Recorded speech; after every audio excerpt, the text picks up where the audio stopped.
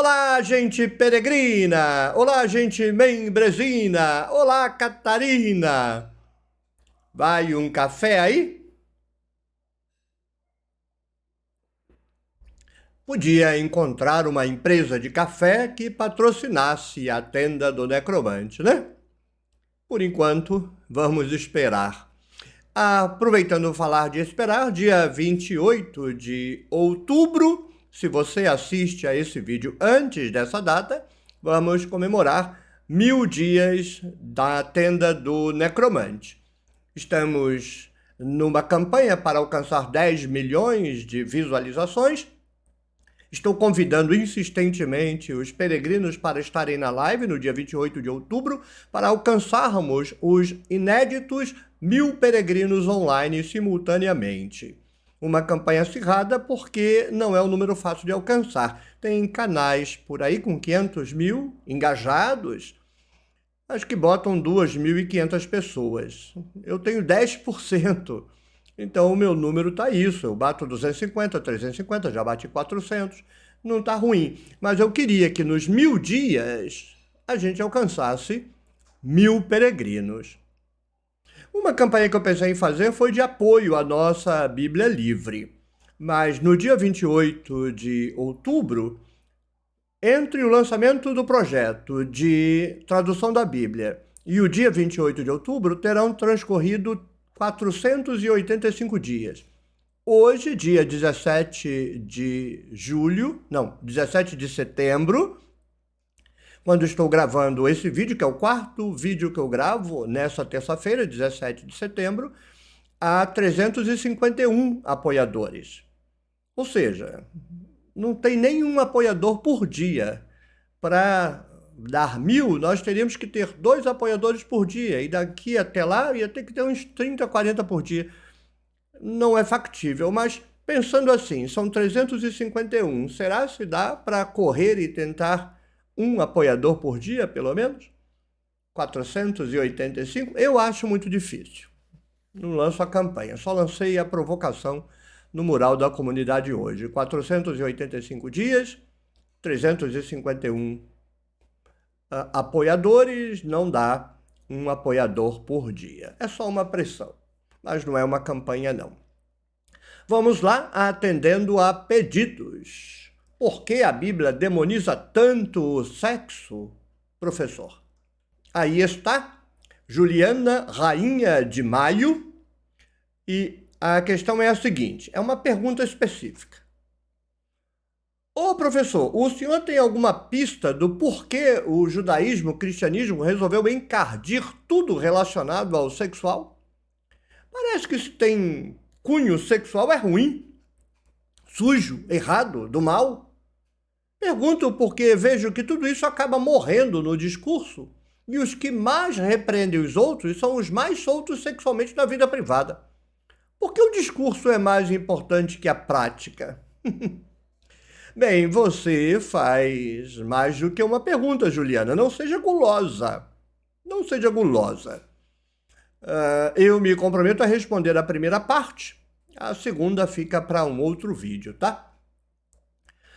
Bem, você pergunta por que o judaísmo e o cristianismo resolveram encardir tudo relacionado ao sexual. Bem, eu vou dar aqui 2 razões. Não é, você escolhe uma ou outra, as 2 são concomitantes, para o fato de que a Bíblia implicou com a sexualidade feminina. O Novo Testamento amplia isso, generaliza a sexualidade de modo geral, aí nós teríamos que acrescentar um terceiro elemento.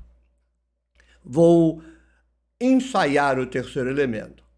Os 2 primeiros, relacionados ao Antigo Testamento, estou mais tranquilo para os apresentar. Então vamos a eles. Primeiro ponto, a religião do Antigo Testamento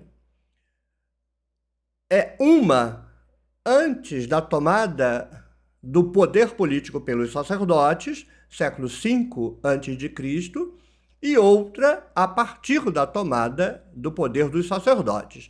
A gente costuma didaticamente falar do período exílico, então, uma no período pré-exílico, outra no pós-exílio, mas isso não é de todo preciso, porque em todo o século VI, que é exílico e pós-exílico, já que pós-exílico mesmo é só a partir de 520, ainda que em 539 os judeus tenham sido libertados, ninguém voltou. Vai voltar para quê? Estão no coração do império. Você está preso, digamos, em Paris. Aí é libertado e vai voltar para a Terra do Fogo? Não faz sentido nenhum. O povo quis ficar lá no centro do império, libertado. Outro império, você não está mais na terra do seu aprisionador, você está na terra de quem te libertou, os persas. Para que você vai voltar? Então vai demorar 20 anos para os caras voltarem e vão voltar assim meio vendo qual é. E eles iam manter a religião anterior. Os sacerdotes mudam a religião a partir da sua tomada de poder, século V em diante. Então vamos botar assim, não vamos generalizar pré-exílio e pós-exílio. Tomada de poder pelos sacerdotes antes e depois. Antes, a religião é de fertilidade. Juliana, rainha de Maio. Fora dos ambientes vitorianos hipócritas, todo santarrão é hipócrita, não tem exceção, todo. A ideia do sexo fica na cabeça dele, controlando o sexo dos outros, porque ele está doido para trepar e fazer bobagem e saliência. O sujeito que tem uma vida sexual normal, ele não fica 24 horas pensando nisso, controlando a vida dos outros. Ou ele tem um problema de vício, precisa tratar psiquiatricamente, ou é um hipócrita, degenerado, cínico, sacripanta. Mas no período anterior aos sacerdotes, a religião era de fertilidade, então tudo envolve tudo: sexo, vagina e pênis. É claro que eles não tinham a ideia de que a fertilização das plantas é sexo.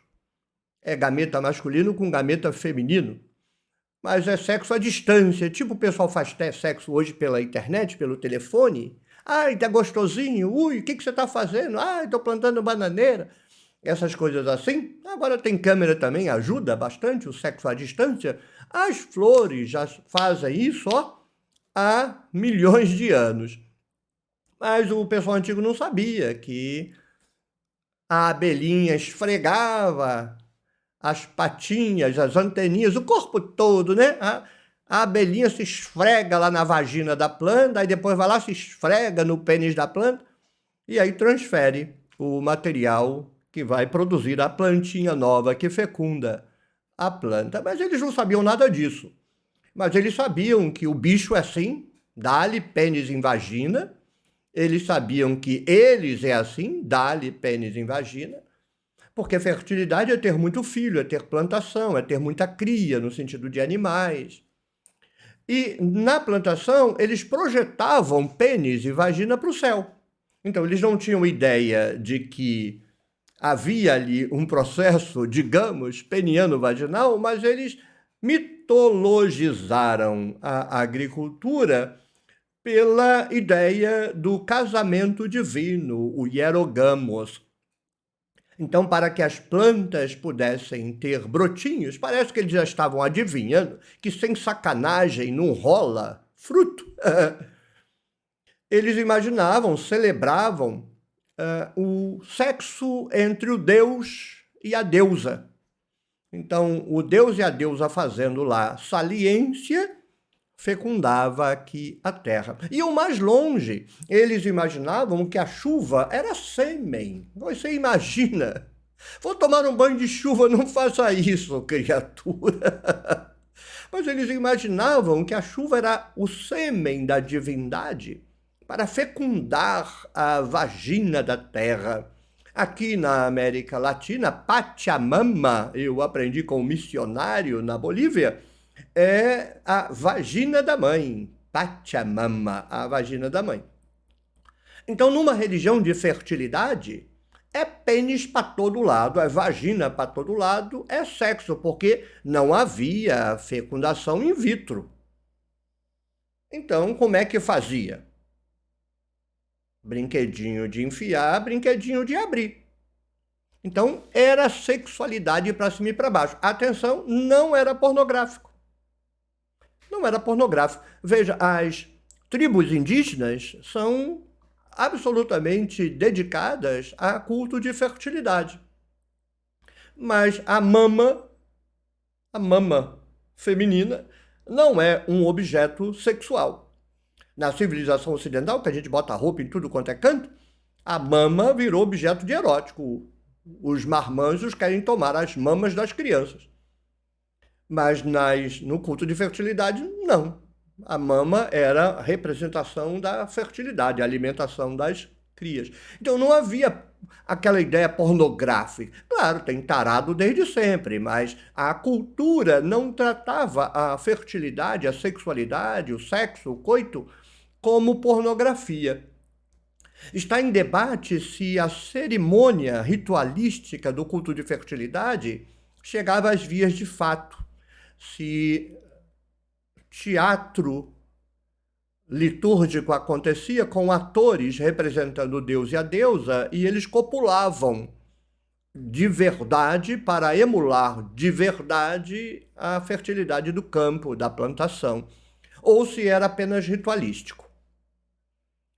Quem olha para essas coisas com desconfiança não imagina, ou imagina, mas não faz a ligação, que na liturgia católica e luterana, por exemplo, o pão é ou vira corpo de Cristo e o vinho é ou vira sangue de Cristo. Então, se numa teologia extremamente racionalizada, um pedaço de pão vira a carne de um sujeito pendurado na cruz, dito Deus, e o vinho vira o sangue desse sujeito pendurado na cruz, e o fiel vai ali e mastiga a carne, bebe o sangue.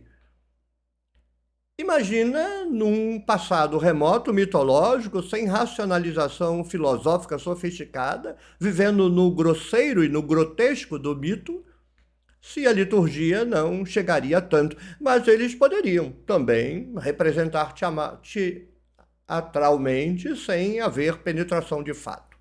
Isso está em debate. Não a questão da fertilidade, pênis e vagina para todo canto. Além disso, você há de convir que se soma o culto de fertilidade ao fato de que eram agricultores. Agricultor, criança de 4 ou 5 anos, está vendo boi cobrir vaca, cavalo cobrir égua, jumento cobrir a fêmea, galinha e galo, pato, tudo, né?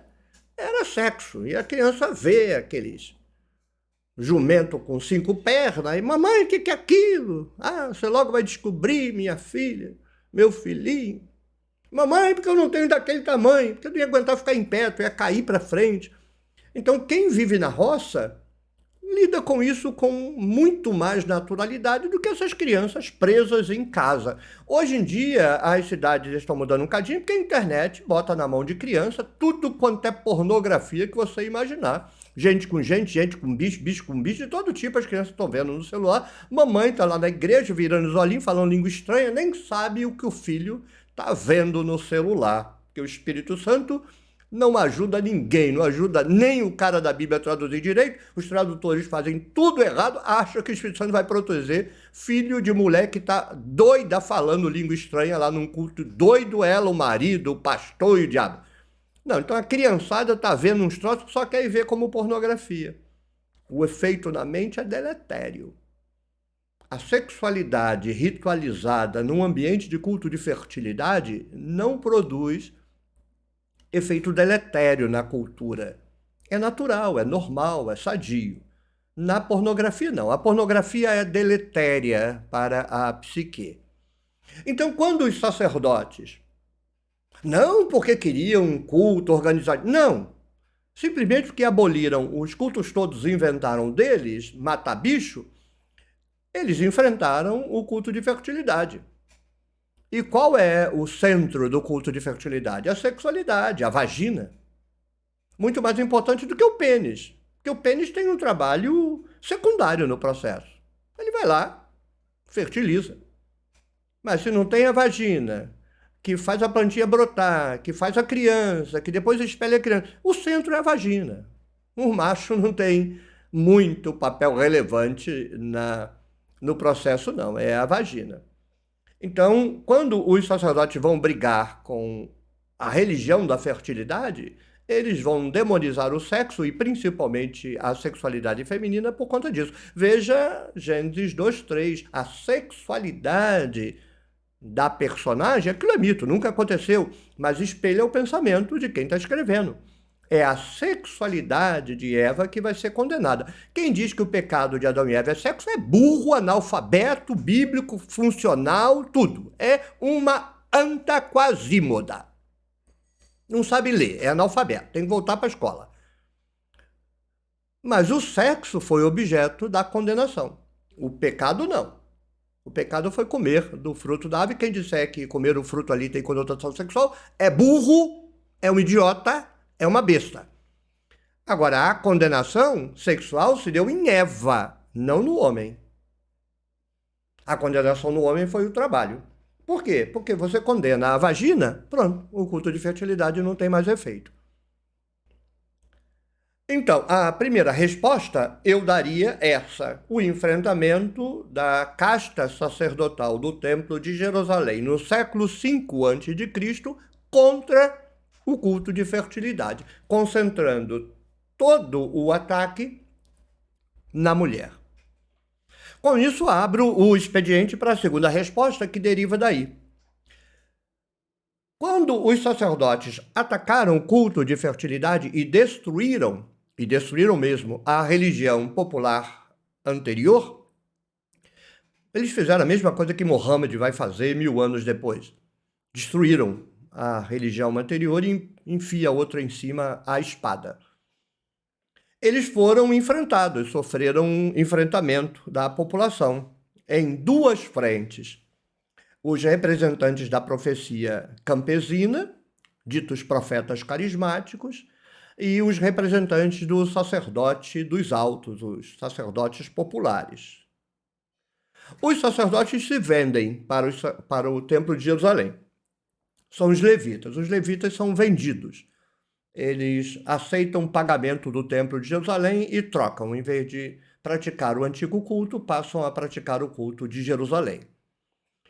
O contingente da profecia carismática enfrenta os sacerdotes. E parece que as mais aguerridas eram mais profetisas. As profetisas do culto de fertilidade, as sacerdotisas do culto de fertilidade.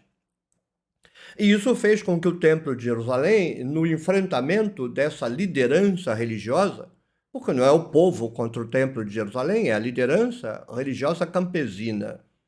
O sustento deles está sendo suprimido. E o Templo de Jerusalém, nesse enfrentamento, eu imagino, acho, postulo, defendo por hipótese que o contingente feminino avançou. Parece ter sido mais aguerrido, ter sido mais violento na sua oposição ao templo.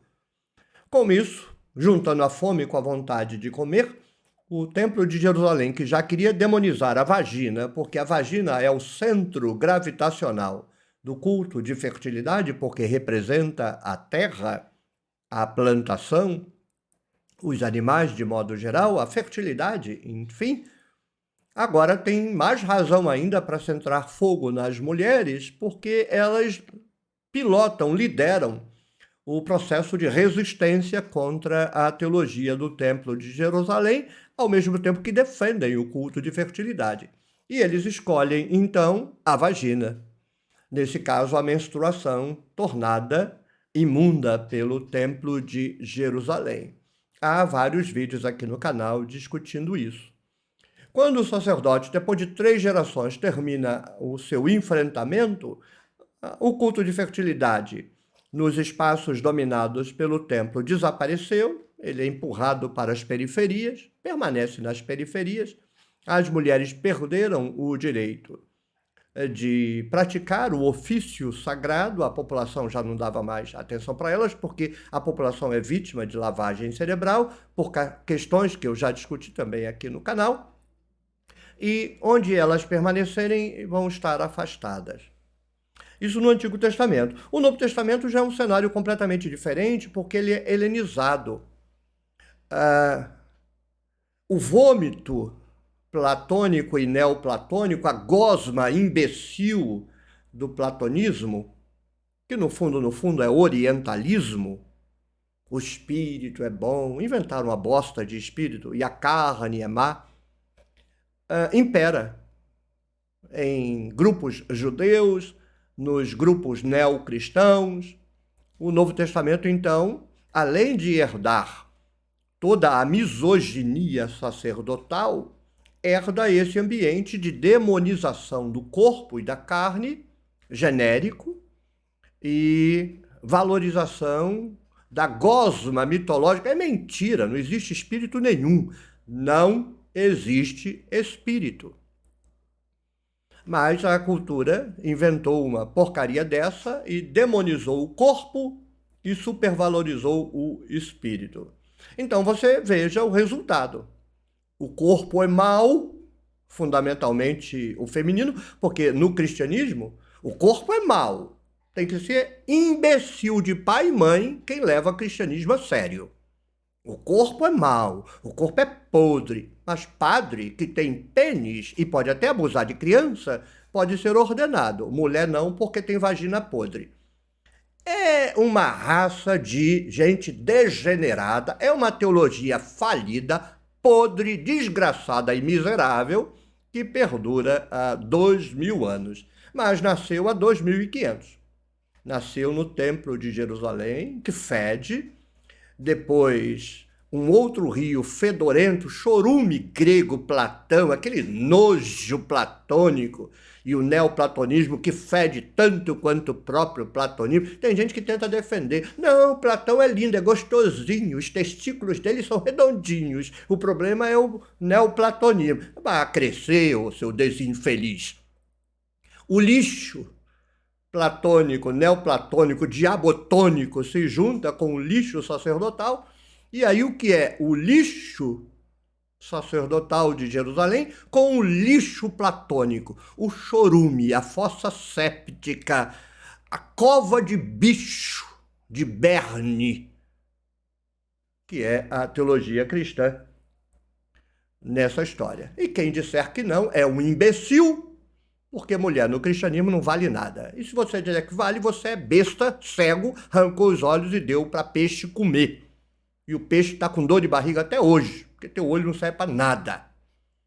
Então, é por isso que não apenas há outros desenvolvimentos que a gente poderia fazer, mas fundamentalmente são esses três. Se você tirar o platonismo, fica só no judaísmo que se lasque para lá. Então, já que você meteu o cristianismo, você tem que meter platonismo e neoplatonismo aí.